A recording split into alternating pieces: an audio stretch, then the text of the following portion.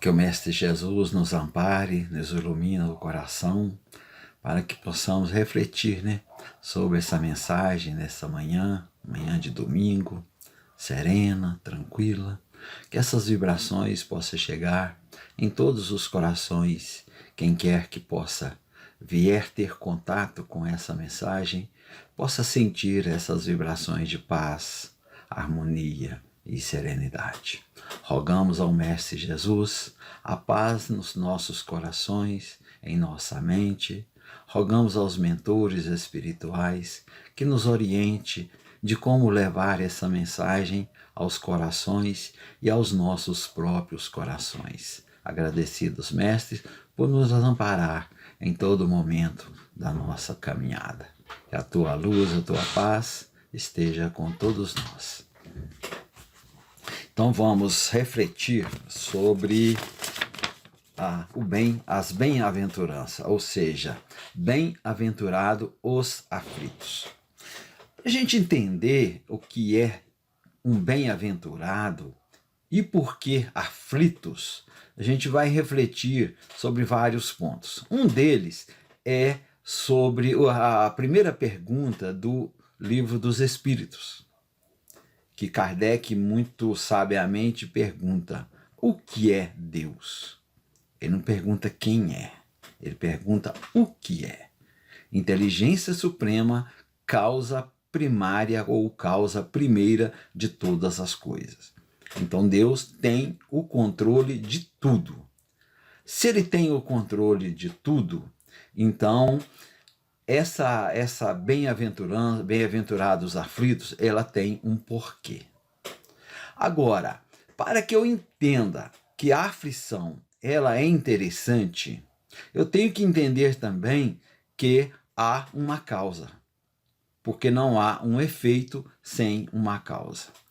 Se Deus é soberanamente bom e justo, que está nos atributos de Deus, que é soberanamente justo e bom, ele não pode deixar o seu filho sofrer à toa. E também ele não vai impor uma penalidade a um filho sem uma causa justa, sem uma situação que ele verdadeiramente mereça. Então a gente vai pensar nesses pontos para a gente entender o porquê de bem-aventurado os aflitos. Certo? Então vamos pensar, vamos começar a montar o nosso entendimento baseado nesses pontos. Então, para entender isso, nós vamos no Evangelho segundo o Espiritismo, que está no capítulo 5 e no versículo 3, a justiça das aflições. Porque se Deus é soberanamente justo e bom, então tudo que acontece que a gente acha que é uma injustiça, para Deus não é. Há uma justiça ali. Então nós vamos buscar esses esclarecimentos para que a gente possa formular um pensamento em cima desse conceito, dessa bem-aventurado os aflitos. Primeiro, para que eu entenda isso, eu tenho que pensar que em uma só vida eu não tenho como entender em se passando por essa terra uma única vez, essa bem-aventurado aflito. Não há como. Por quê?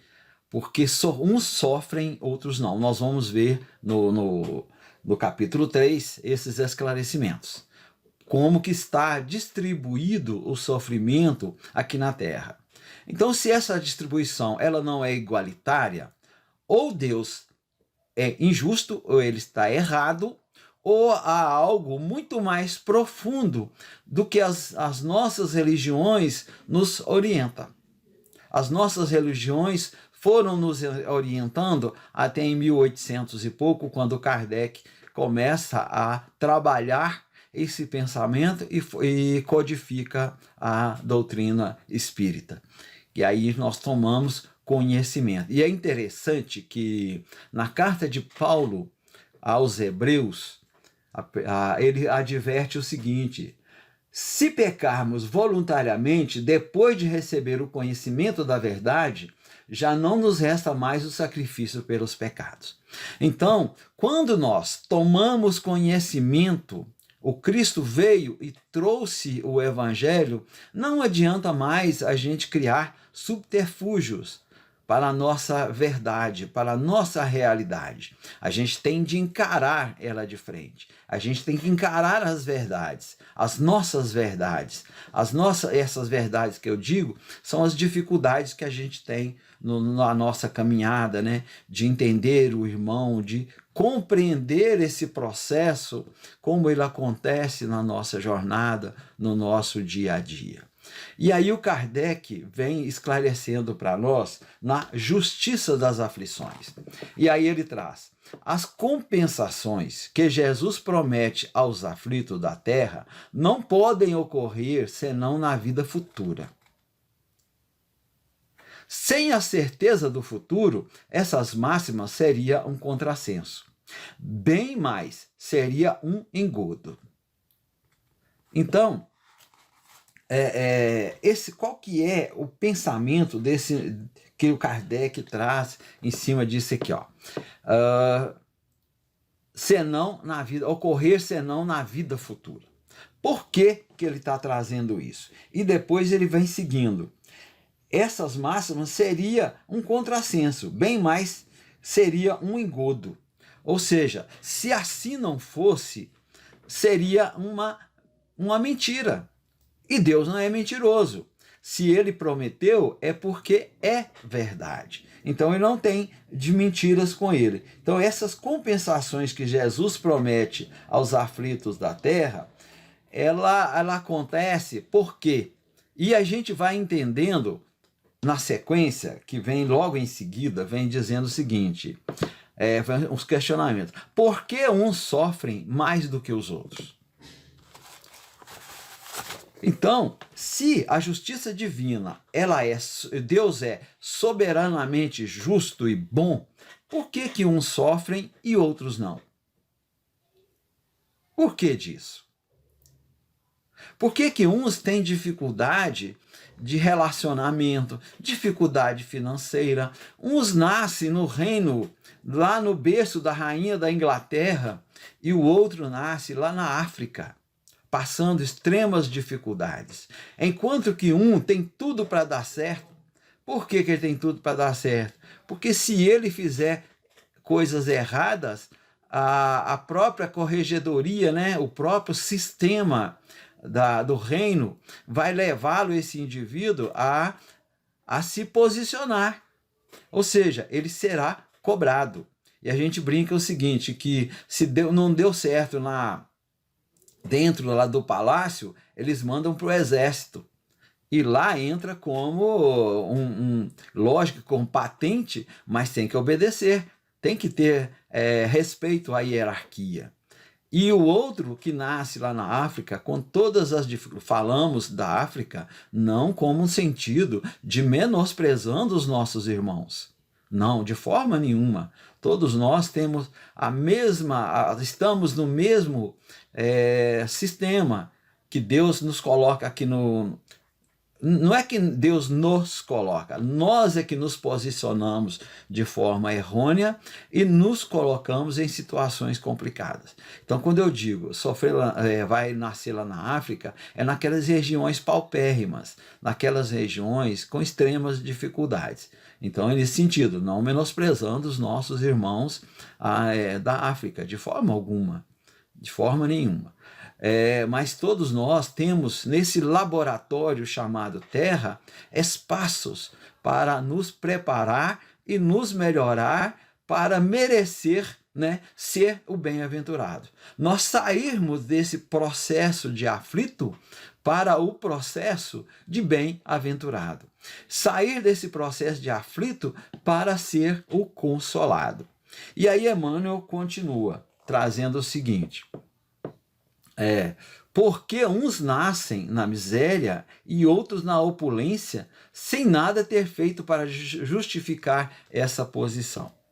Interessante a reflexão de Kardec. Mas aí a gente retorna lá nos nossos processos de reencarnação, porque eu não consigo entender essa passagem sem a pluralidade existencial. Porque nas nossas existências nós vamos angariando dificuldades, nós vamos criando situações que vão complicando a nossa caminhada. E em cima disso nós criamos esses links, né? Que depois nós vamos ter que abrir, acessar e ver o que precisamos corrigir. Então, e graças a Deus, ele nos concedeu uma dádiva gigante, que é quando a gente retorna, recebe uma nova farda, né? Um novo corpo, um novo conjunto de pais para nos orientar, que também estão com uma nova farda. Esses irmãos vão nos orientando e a gente não recorda diretamente das nossas dificuldades anteriores. Porque se a gente recordasse, com certeza seria bem mais difícil a gente entender passar por esse processo. Por quê? Porque imagine que eu tenho no berço da minha casa aquele irmãozinho que abre os olhos e sorri abertamente, e eu visse nele um que me foi o assassino em outra época. Em outra época ele me tirou a vida. Que eu visse no berço, que eu enxergasse no berço da minha casa aquela filhinha sorridente, toda bonitinha, toda rosinha, né? Como todas as mães colocam, né? As filhinhas rosinha, toda bonitinha, toda fofinha. E eu vejo nela uma que foi motivo de uma traição cruel em uma outra época. Como seria a convivência e a vivência nesse lar? Teríamos condições no nosso estágio hoje de entender essa caminhada e fazer um trabalho decente? Com certeza não. Nenhum de nós, pelo menos eu vejo dessa forma, não teríamos condições. Por quê? O nosso nível de perdão está muito aquém da exigência de uma situação dessa. Eu ainda estou preso no amar como a mim mesmo, e não no amar como Jesus convida os irmãos apóstolos, naquele momento crucial da ceia, que ele adverte eles: amai-vos uns aos outros como eu vos amei. Esse convite ele não ficou preso apenas aos apóstolos.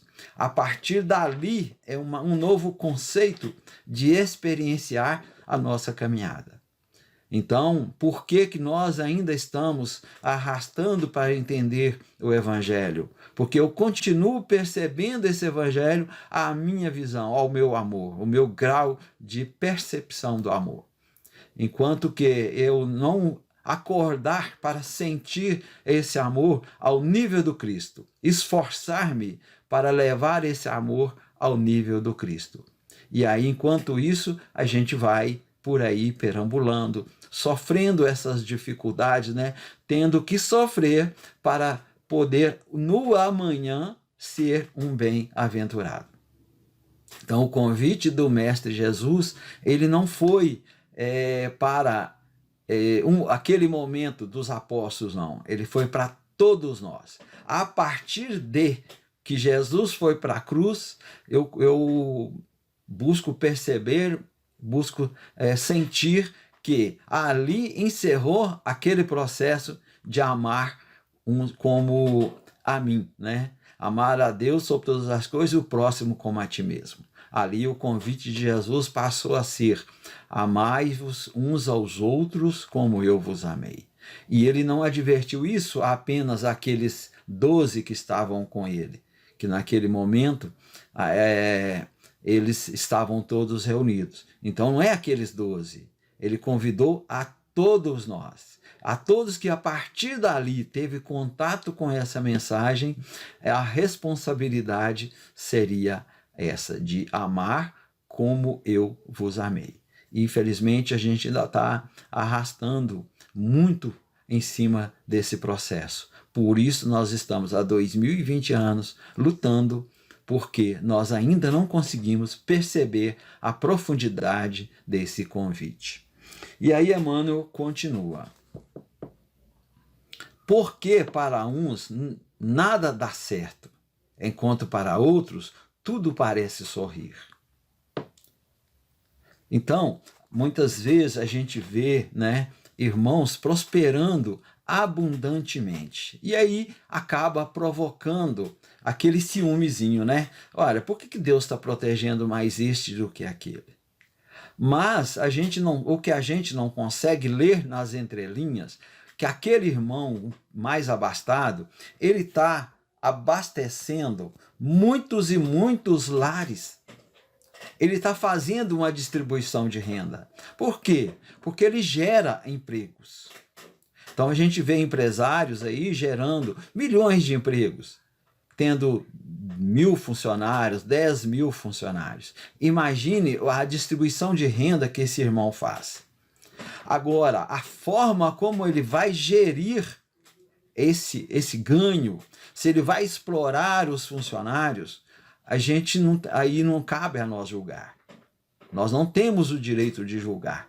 Cada um vai gerar ao seu conhecer. Se eu percebo o evangelho pela linha de amar como eu vos amei, eu vou tratar aquele funcionário como fosse um irmão. Ele não é um empregado, ele é um colaborador. E eu vou restituí-lo aquilo que é de direito. Os talentos, né? Então, ele vai receber aquilo que é dele de direito. E eu, como empresário, vou receber o que é de direito. Agora, se eu exploro, e infelizmente a gente tem uma percepção muito enganosa em cima disso, todos nós que somos empregados achamos que sempre que o patrão está nos explorando e que a gente está oferecendo mais do que temos que oferecer. E se a gente começar a pensar que ali é uma via de mão dupla, ele me dá o emprego e eu ofereço a minha mão de obra, as nossas relações ficam bem melhores. Aí o sindicato vai ser o sindicato do amor. É o sindicato que vai medir, olha, você nesse momento, você precisa oferecer um pouco mais, porque você está achando que o seu patrão está ganhando muito e na verdade não está. Enquanto você encerra o seu expediente 4 horas, ele encerra 8, 9 da noite. Então, é essa compensação mental de entender que cada um com a sua parcela de responsabilidade e com a sua parcela de retorno também. E aí o Emmanuel continua. Mas que se compreende, menos ainda é ver os bens e os males tão desigualmente repartidos entre o vício e a virtude. Aí é interessante, porque são escolhas. Então, se eu escolho a virtude, é a virtude que eu vou ter. Porque se eu comecei em outras encarnações anteriores, semeando amor, buscando ver no outro aquele convite do Cristo, amar como ele nos amou, como eu vos amei, aí eu vou ter sempre essa virtude. E essa virtude ela é interessante, que não quer dizer que eu não vou ter dificuldades. Eu vou sim ter dificuldade. Eu vou ter processos difíceis na minha caminhada, porque com certeza, mesmo tendo virtudes de bônus, mas eu tenho também dificuldades. E o próprio Jesus advertiu que o amor cobre multidão de pecados. Então, eu posso ter as dificuldades a serem acertadas, mas se eu levo o amor aos corações, as minhas dificuldades vão ser mais leves. É aquela situação. Uma arroba com Jesus é mais leve ou é o mesmo peso? Uma arroba é uma arroba. Agora, se eu conduzo essa arroba com Jesus, ela não vai pesar o tanto. O peso dela é o mesmo? É, mas ela vai ser, esse peso vai ser amenizado. E o próprio Jesus advertiu isso. O meu fardo é leve e o meu jugo é suave. Suave por quê? Porque eu estando fortalecido na mensagem do Cristo, eu consigo sentir as dificuldades menos intensas em meu coração. Então é muito interessante a gente os bens e os males, os vícios e as virtudes na distribuição desses bens. Então, isso vai ser distribuído de acordo com como eu caminho, como eu levo a minha jornada, como eu levo a minha caminhada. E aí, na sequência, a gente vai ver que se todo sofrimento ele tem uma causa, e quais essas causas, né? No meu roteiro aqui, ó, causas atuais das aflições. Só pode ter duas fontes a distinguir, na vida presente ou fora dela. Então vamos lá. As vicissitudes da vida são de duas espécies, ou se assim se quer, tem duas fontes bem diferentes que importa distinguir. Umas têm sua causa na vida presente e a outra fora dela.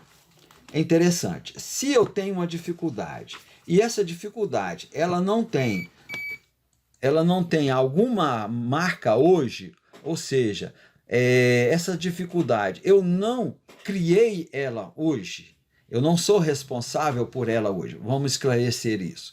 Eu tenho um problema pulmonar. Meu pulmão é difícil, tenho dificuldades sérias no pulmão. Eu tenho dificuldade séria respiratória e muitos outros males, as deficiências. O que acontece com isso? Por que isso está acontecendo comigo? Ou ela tem uma causa agora, ou tem uma causa em outra época. Se eu não fumei, eu não bebi nessa encarnação, essa causa ela está numa vida anterior.